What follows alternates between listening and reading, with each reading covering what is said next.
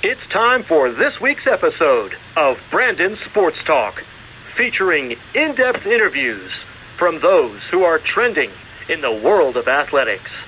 And now, here's the host of Brandon Sports Talk, Brandon Pate.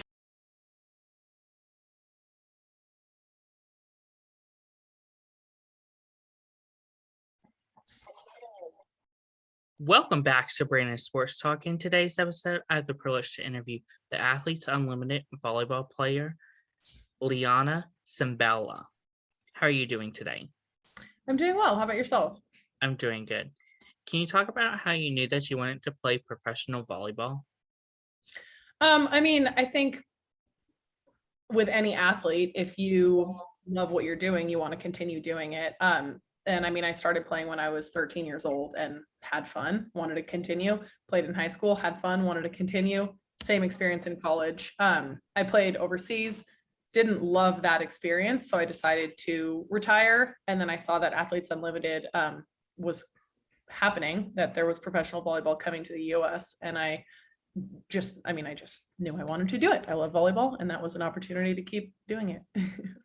What was your time like in college playing for Washington in indoors and outdoors? It was a lot of fun. I personally preferred the indoor component. That was what I went to Washington for. Beach volleyball didn't become an option until my sophomore year of college. That was the first year that the NCAA had beach volleyball.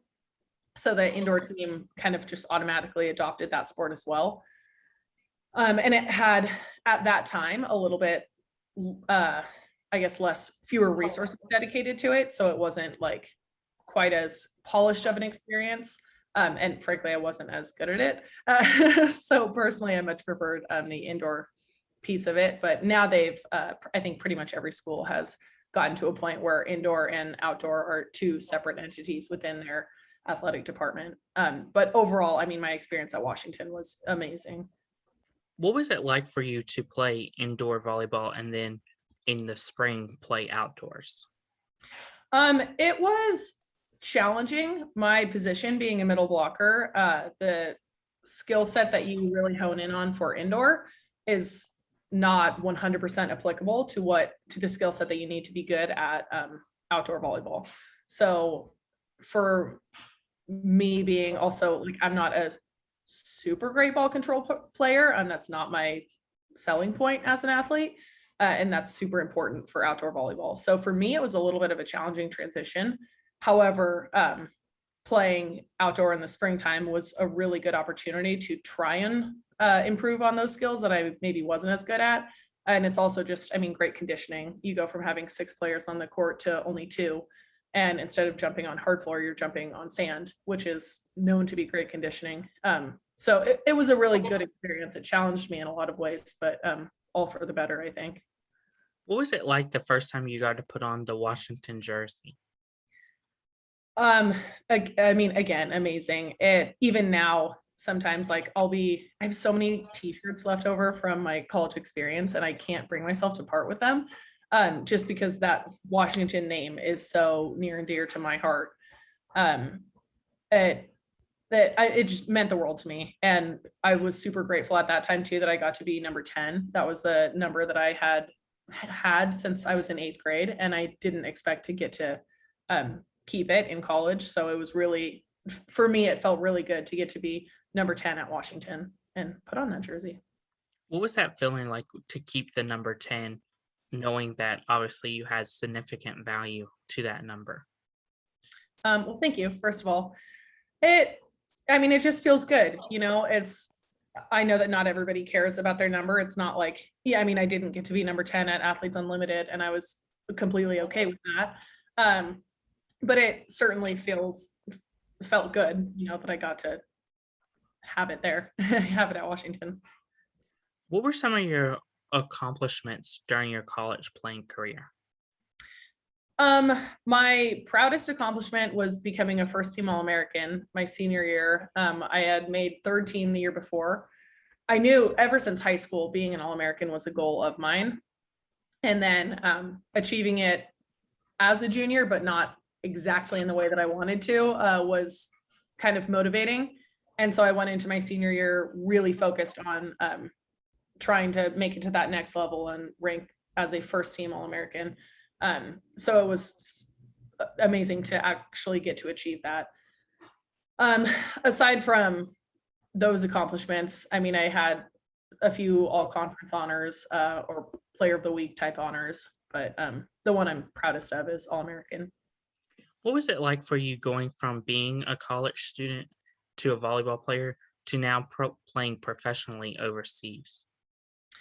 It was challenging. I think for me, kind of the experience that I had, and this is not how it is for everybody, but for me, I kind of lost my passion for the sport when I was overseas, being far away from friends and family.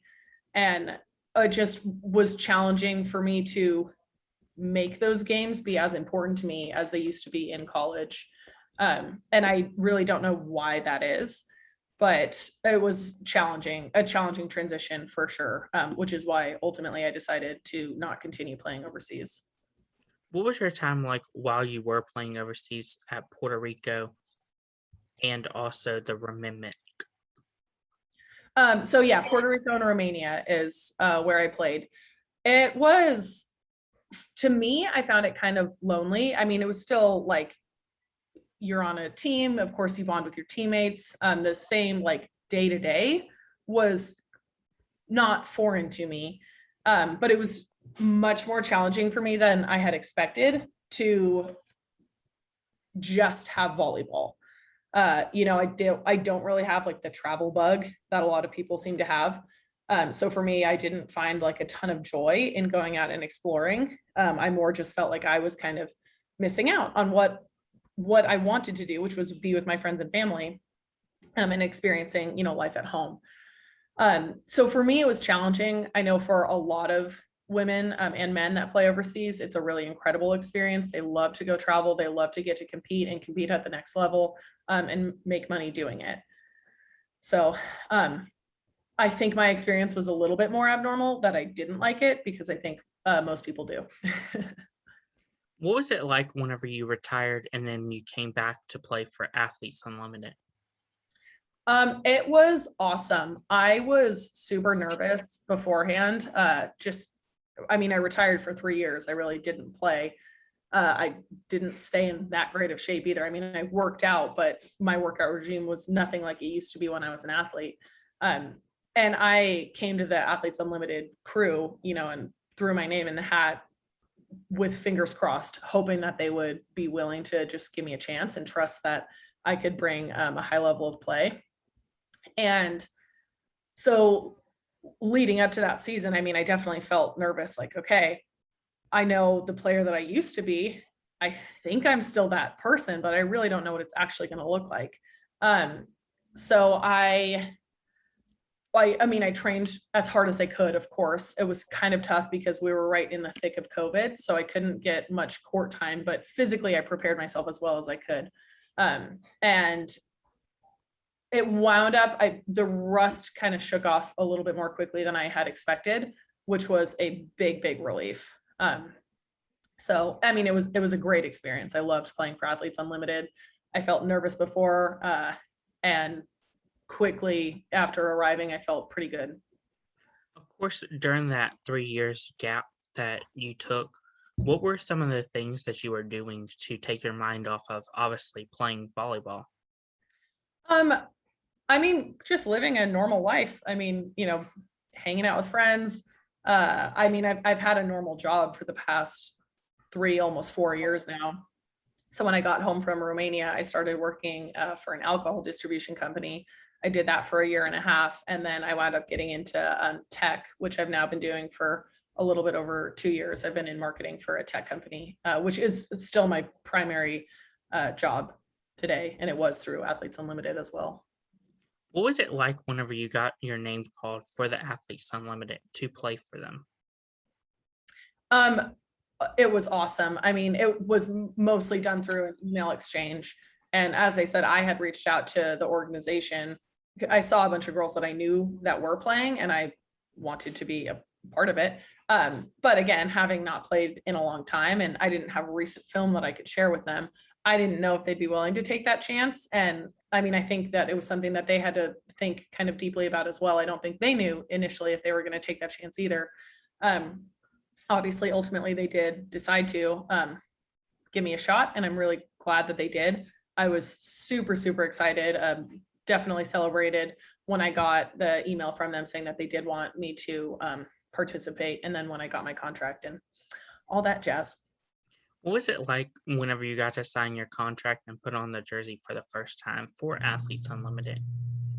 Super exciting. I mean, it was absolutely surreal to be back to playing. You know, of course, I mean, I accepted the end of my volleyball career, and it's not like I was unhappy in my normal life.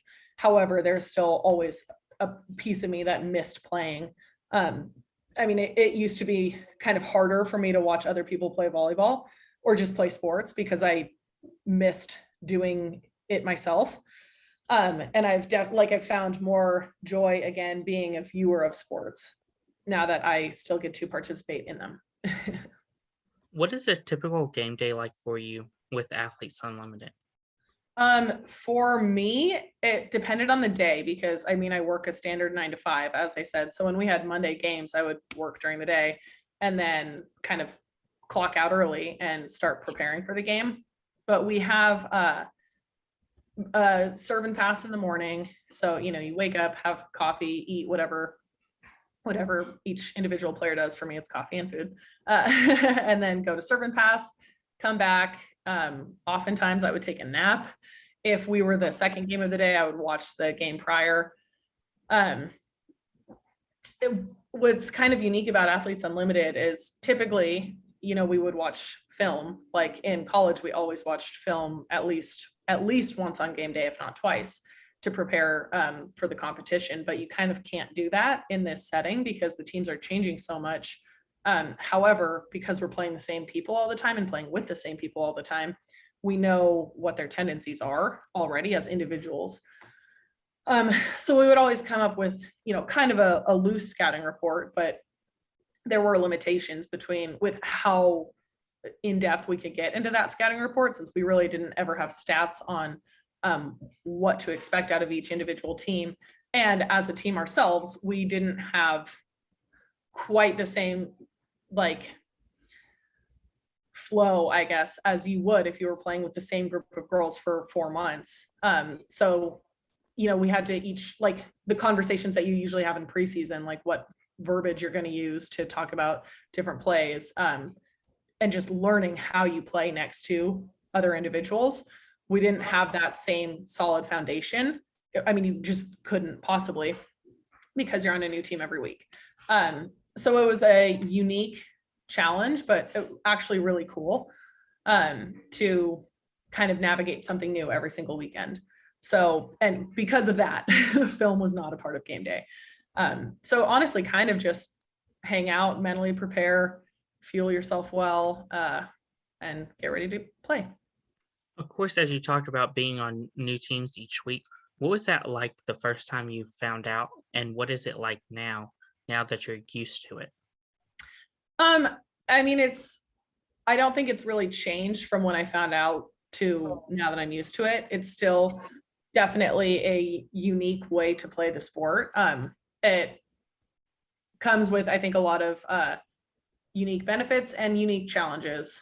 Of course, it's more challenging to develop chemistry with your teammates, but that also kind of forces you as an individual player to like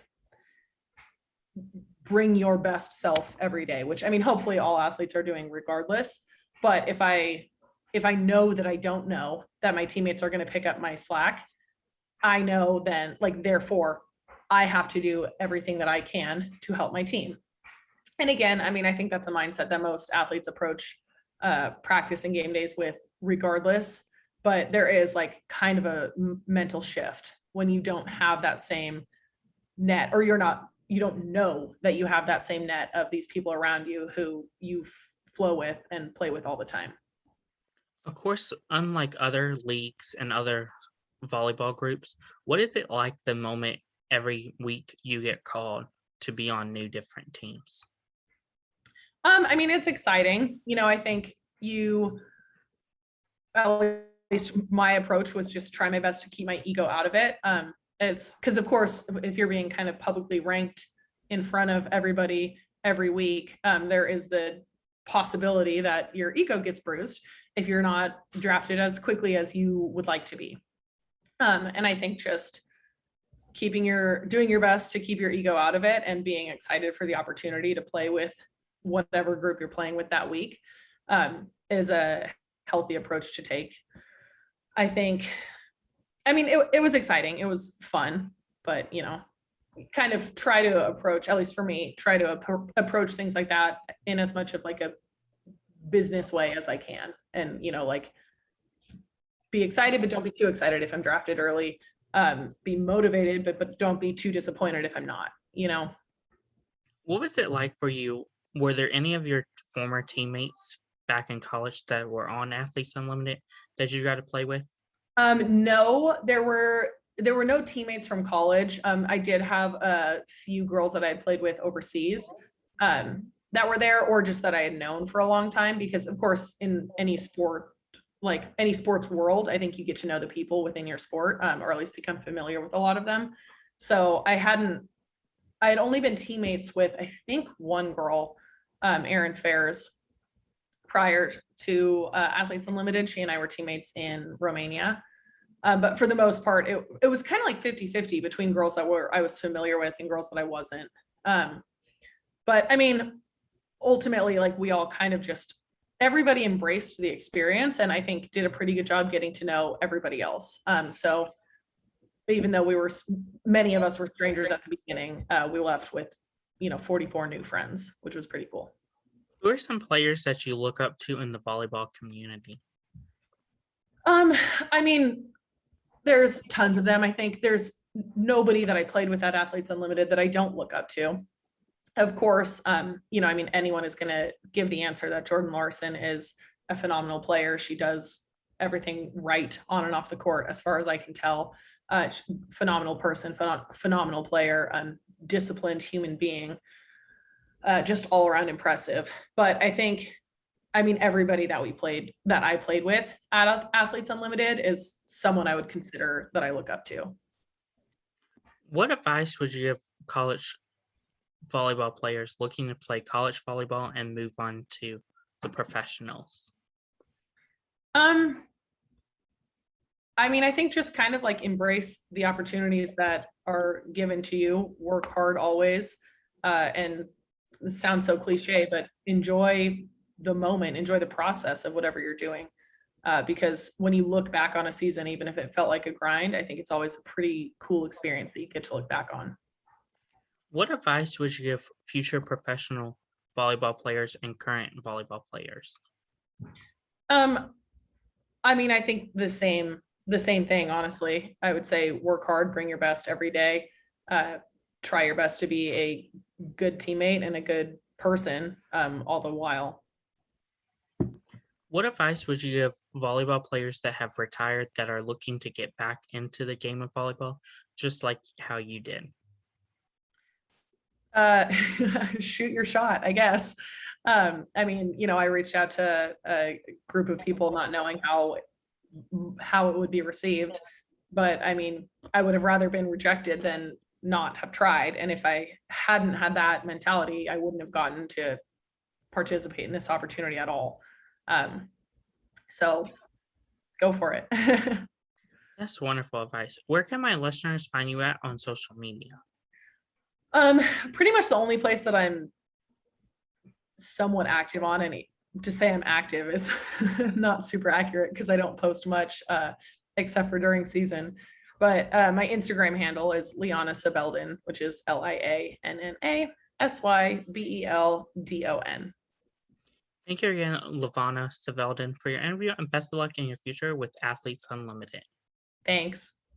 You can find Brandon Sports Talk on Facebook at Brandon Sports Talk, Instagram at Brandon Sports Talk, Twitter at Talk_Brandon, and you can find me on YouTube at Brandon Sports Talk. Don't forget to like, comment, and subscribe. Thank you again for your interview, and best of luck in your future. Thank you. You've been watching Brandon Sports Talk. Please feel free to like, share, and subscribe to Brandon Sports Talk on social media and on YouTube.